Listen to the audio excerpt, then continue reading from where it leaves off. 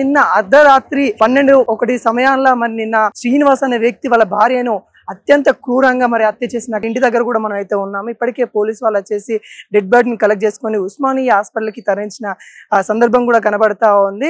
నిన్న నైట్ నిద్రిస్తున్న సమయంలో తను తాగి ఉండడము, మళ్ళా వీళ్ళిద్దరి మధ్యలో పలుసార్లు గొడవ రావడము దీనికి కారణం అయిపోయిందని తెలుస్తా ఉంది. అదేవిధంగా ఇప్పుడు ఒకసారి మనం వాళ్ళ ఇంటి దగ్గర కూడా ఉన్నాము.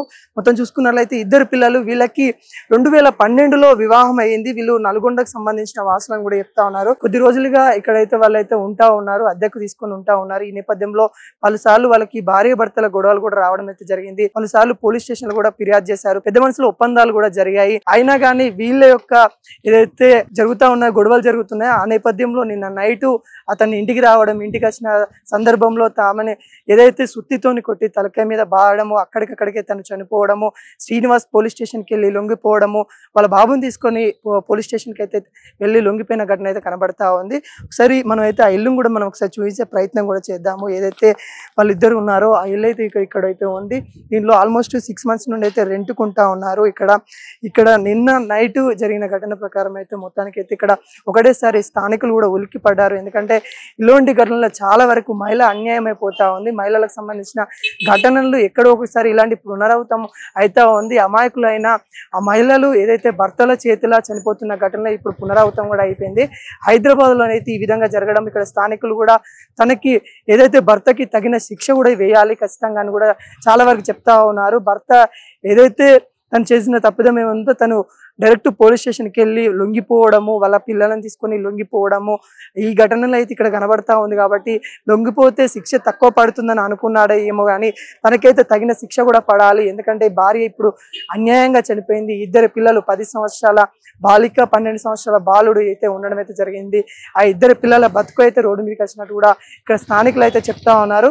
ఇక్కడ స్థానికులు కూడా చెప్పే వివరాల ప్రకారం మనం చూసుకున్నట్లయితే వాళ్ళిద్దరూ కొంతవరకు ఇక్కడ గొడవ ఏమున్నా కానీ బాగానే ఉంటుండే, మాతోని పక్క వారితో కూడా మాట్లాడకపోతుండే, ఏమన్నా షాపింగ్ కానీ ఏమన్నా కూరగాయలు కానీ తీసుకోవాలంటే పిల్లలు వచ్చి మాత్రమే తీసుకునే వాళ్ళని కూడా చెప్తా ఉన్నారు. పిల్లలు మాత్రమే బయటకు వచ్చేవాళ్ళు. ఆమె ఏమున్నా కానీ లోపల ఉంటుండేది. తను ఏదున్నా కానీ ఇంట్లోనే తన పని తనేందో చేసుకుంటూ ఉండే మహిళ, ఒక గృహిణి అని కూడా చెప్తా ఉన్నారు. అలాంటి గృహిణిని ఈ రోజు అన్యాయంగా చంపేశారు, వాళ్ళ భర్త చంపేశారు అని కూడా చాలా వరకు వినిపిస్తా ఉంది. హత్య చేసిండు ఘోరంగా అని కూడా చెప్తోంది. తన తలకాయ మీద సుత్తితోని బారడంతో చాలా గాయం అయిపోయి రక్తంలో అయితే ఉన్నట్టు కూడా తెలుస్తా ఉంది. ఇక్కడికి ఈ రోజు మార్నింగ్ పోలీసు వాళ్ళు వచ్చేసి ఆ డెడ్ బాడీని కలెక్ట్ చేసుకొని పిల్లలను తీసుకొని పిల్లల్ని అయితే మరి పోలీస్ స్టేషన్ పరిధిలో ఉంచారు.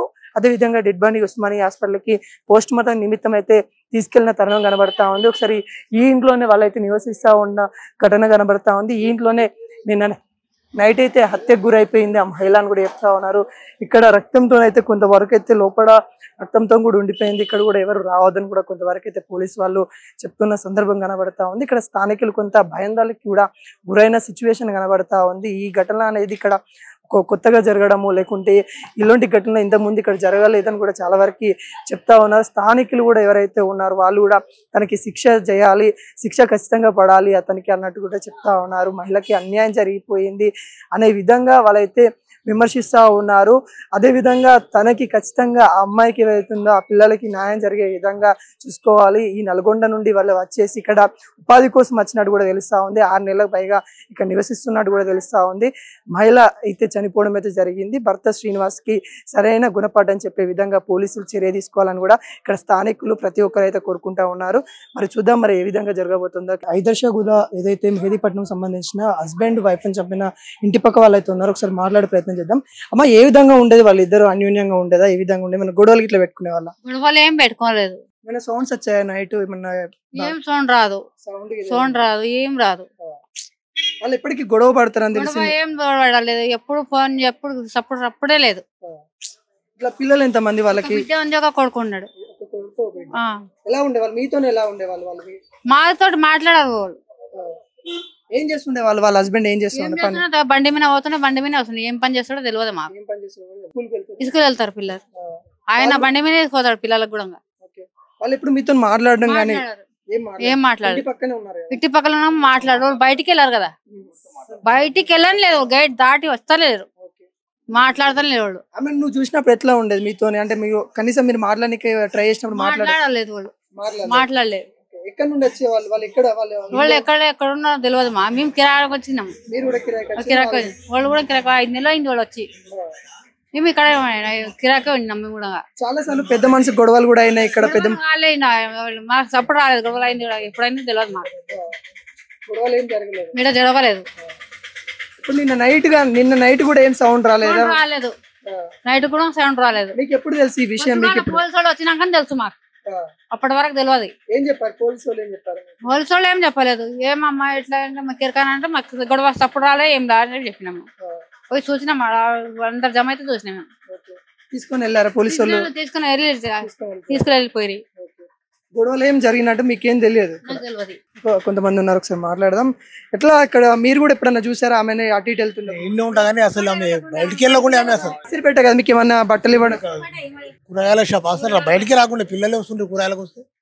లేకుంటే ఆయన వస్తుండే 10 years 12 years ఉంటారు. వాళ్ళకి ఎప్పుడన్నా గొడవ ఇక అవైతే మనకు తెలియదు. వాళ్ళు గొడవ పడుతుండ్రా ఏం పడుతుంది మనకైతే తెలియదు. కానీ ఇంతవరకు వాళ్ళు లోపల ఉన్నారా బయట ఉన్నారా ఇంటున్నారా అని తెలియదు. ఆయన ఒక్కడే బయటకు వస్తుండే, జాబ్కి వెళ్తుండేనో మరి ఎక్కడ వెళ్తున్నా వస్తూ పోతుండే అంతే. ఎట్లా అనిపిస్తుంది ఇప్పుడు ఇంటి పక్కన ఇంటి చనిపోవడము? బాధ ప్రతి ఒక్కరికి బాగానే ఉంటుంది. పాపం ఇంటి పక్కన ఉంటే బాధనే ఉంటది. ప్రతి ఒక్కరికి బాధనే ఉంటది. ఒక ఆడపిల్ల అన్యాయంగా చంపేయడం అయితే అన్యాయమే బాధనే అనిపిస్తుంది కదా. ఎవరిదైనా అంతేనే. నా పుట్ట మీద బిడ్డలే ఉన్నారు, ఆమె పుట్ట మీద పిల్లలే ఉన్నారు. 2 పిల్లలు ఉన్నారు. ఆ పిల్లలకు ఇబ్బంది చాలా అవుతుంది. ఇప్పుడు చచ్చిపోయింది ఆమె. ఏం చేయాలంటారు? ఆయన చంపిన ఏం చేయాలి? చంపాలి. ఆయన చంపాలి. మళ్ళీ ఏం చేస్తారు? చంపిన మళ్ళీ ఆమె చంపిన పిల్లలు ఏమవుతారు? పిల్లలు ఎక్కడ అవ్వలు సాకుంటారు, చిన్నమ్మలు సాకుంటారు. ఏం చేస్తారు? సాకుతాడా వచ్చి? శిక్ష పడాలంటారు.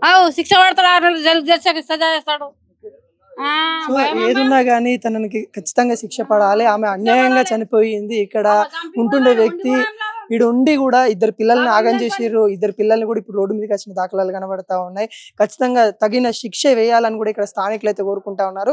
వాళ్ళు ఏదున్నా కానీ వాళ్ళు ఇంట్లో వరకే ఉండేవాళ్ళు. వాళ్ళు బయటికి కూడా చాలా సాధారణంగా వచ్చేవాళ్ళు, చాలా తక్కువ వచ్చేవాళ్ళు. ఈ నేపథ్యంలో ఇక్కడ ఉన్న వాళ్ళ ఆ పిల్లలకి న్యాయం చేయాలి. పోలీస్ వ్యవస్థ కూడా న్యాయం చేయాలి. ఇంకొక అమ్మాయికి ఈ విధంగా జరగకుండా చూడాలని ఇక్కడ స్థానికులు అయితే కోరుకుంటా ఉన్నారు. ఒకసారి ఆ ఇల్లు మొత్తం మీకు చూపించే ప్రయత్నం కూడా చేస్తారు. షాదీనగర్ ఏదైతే భార్యను చంపిన ఘటన ఏదైతే ఉందో వాళ్ళ పిల్లలు కూడా ఒకసారి ఉన్నారు. మన అయితే నార్సింగ్ పోలీస్ స్టేషన్ పరిధిలో అయితే వాళ్ళు కంప్లైంట్ రేజ్ చేశారు. తను ఇక్కడికే లొంగిపోయాను. వాళ్ళ పిల్లలు కూడా ఉన్నారు. ఒకసారి మాట్లాడడం.